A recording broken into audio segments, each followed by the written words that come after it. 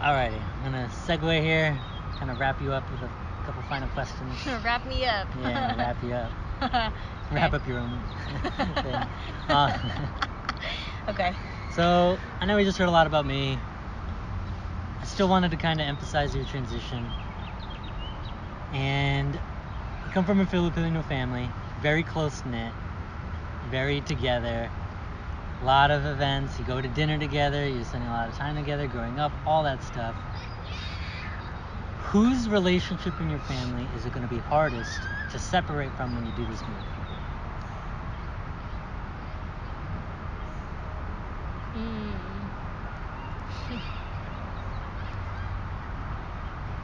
That's kind of a hard one. You wanted it hard. Yeah, it's kind of a hard one. You know, you would think, right? It's the person that you feel is that you're closest to, right? So the first person I think of is my dad. But I actually don't think that will be the hardest because we're so close. Mm-hmm. That connection, that deep connection will always be there. I think the hardest one that'll be difficult is probably my mom, right? Because I'm still kind of in this season and this phase in my life where I'm trying to repair that relationship with my mom. To kind of give you guys a backstory or some context, I love my mom. She's great, but we don't see eye to eye all the time. And it's been very hard to kind of feel connected and to see her as another human, not just my mom, but like another human who has gone through their own trials and tribulations and someone who was once 24 going out into the world and trying to figure it out. I go through seasons, right, where I'm like, okay, I see my mom, I understand her, and then some days I'm like, man, we are just polar opposites. But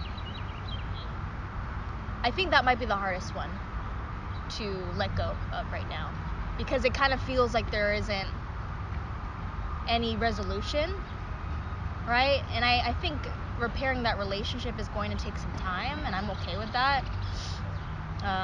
But it makes it difficult because she is not one to communicate all the time. She's not one to communicate her emotions to me. She's never really been like that. I don't blame her because it's not like she came from a family system that allowed for open communication. Okay, so what does that look like specifically, behaviorally, in your life? So say you move there, like, or even before you move there, like what's happening now? What's the disconnect with the mom? What kind of behaviors? What's not clicking? Well, I think what it is my love language is words of affirmation and communication. And so her love language is not that. She, you know, she gives gifts. That's how she shows people her love and care and all that stuff. And I'm learning that, and I'm learning to receive that. Like if she, you know, is giving me a thoughtful gift, I learn to just like accept that and receive, like, okay, so this is my mom trying to communicate this to me, that she loves me.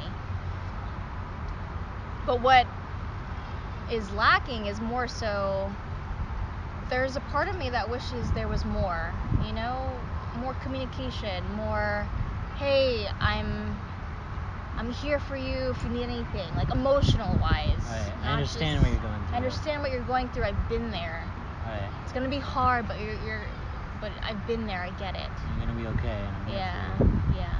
As opposed to maybe a critique or something like that. Yeah, as opposed to a critique or. And what's an example of what that would be? So like, what's an example of how she might communicate with you now versus what you would prefer to have happen?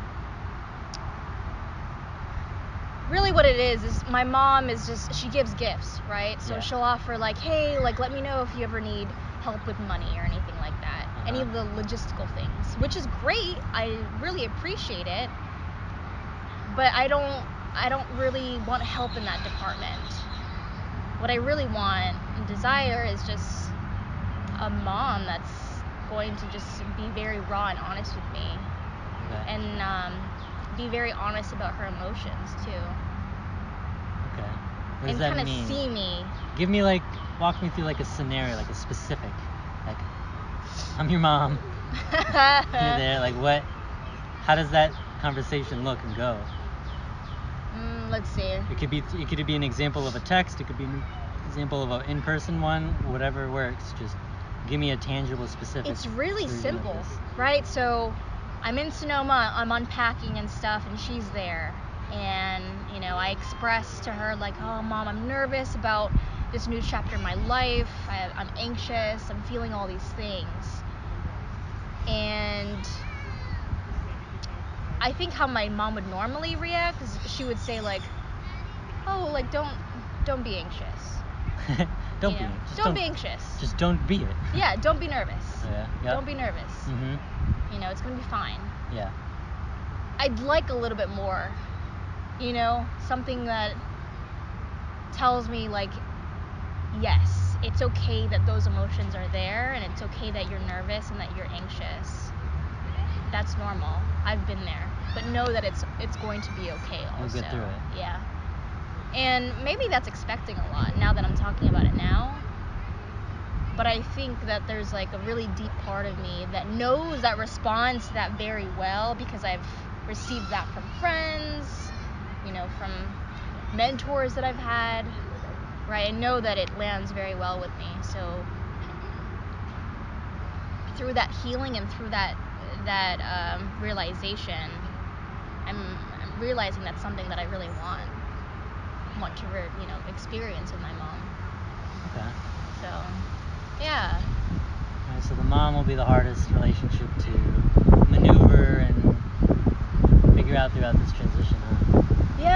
Yeah, definitely. And I don't think it's going to be that terrible of a journey, to be honest with you, because all I've been wanting is just some physical space to allow me to miss people, right? I think that's important, at least for my journey with my family. To miss them. Yeah. Right. I want to miss my mom. So the family isn't so on you and in your life all the time. You want distance. Yeah. So that you get to some physical distance to miss them, to create that that feeling of desire, but also I want to zoom out and take a step back so I can fully see my mom clearly, right? Because sometimes you've got to experience certain things for you to connect different lessons that you've heard from people. You may not understand what someone is telling you, oh, this is I learned this, I learned that, blah blah blah blah. I won't truly understand that until I've been in it. So for example, me going out to Sonoma, starting this new job, having to make new friends and make new connections and individualize and separate from my family. Maybe through that experience, it'll help me understand what it was like for my mom to move to the Philippines at 21 years old, just had a baby, right? And how much of a struggle that was. Maybe she felt alone, maybe she felt confused, or life truly hit her in that moment. So I'm hoping through this next chapter I can realize and learn those little snippets and kind of witness myself and maybe in similar situations to then understand my mom a bit more. So that's what it is for me. Yeah, and I've heard you mention that before, so I could see that being, I feel like that's an intention of yours to have that, so it'll happen. Yeah. But I think that will be the hardest. Yeah. Because, I don't really know what's going to happen. I know the physical space is going to be great for the both of us. Yeah. But there's always that other chance of it not working out. And well, yeah, that's what I was about to ask, is what are you afraid of happening? Worst case scenario kind of thing. Yeah, worst case scenario is I get lazy and I'm no, physical distance, don't have to worry about the relationship. I don't really care. But that would really come from more of like repression and wanting to avoid this like uncomfortable emotion that I have around my relationship with my mom. Okay. So yeah, entering a new phase where you have to step in a little differently with her. Figure that out. Yeah, it kind of feels like an experiment. I mean, not to say that this entire move is for, you know, my family or anything like that, or wanting to repair it. Yeah. But I'm hoping that it's kind of like, oh, let me try this out. Let's see what'll happen with a little bit more like physical distance and emotional distance, you know. Yeah, right. What will come out of that? Right. Does she start texting you all the time and bugging you too much, and then you gotta like put boundaries around that? Right. Or does it go a different way and it's a little more healthier than maybe you'd expected? Right. And what if she does give me the exact distance that I need for this time of my life? Or maybe your separation, your distance actually triggers and punctures something in her where that emotional connection that you're seeking, actually she starts strangely expressing that more. Like that's a possibility too. Yeah, absolutely. So it really is a leap of faith all around, right? Moving to a different city, making new friends, and separating from the family. It's all a leap of faith. Yeah. But I like that stuff. I know, you're a diver. Dive in. Yeah. She dives deep. Cue the music. Yeah. Cool. Sign off for it. Is that sign off? Yeah, so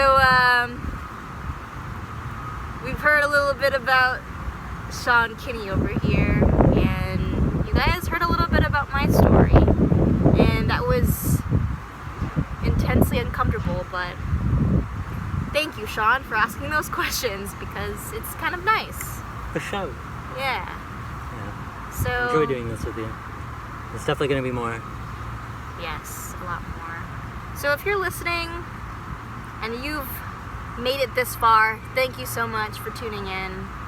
Check out Sean Kinney's Peel the Banana podcast. Peel this banana podcast. Explore more of his story and journey, because he's got an interesting one. He's just a very unique and interesting person all around, and you will find that and learn that as you listen to his podcast episodes. So, thanks again. This is Mya Constantino with the Deep Take Project. Express yourself.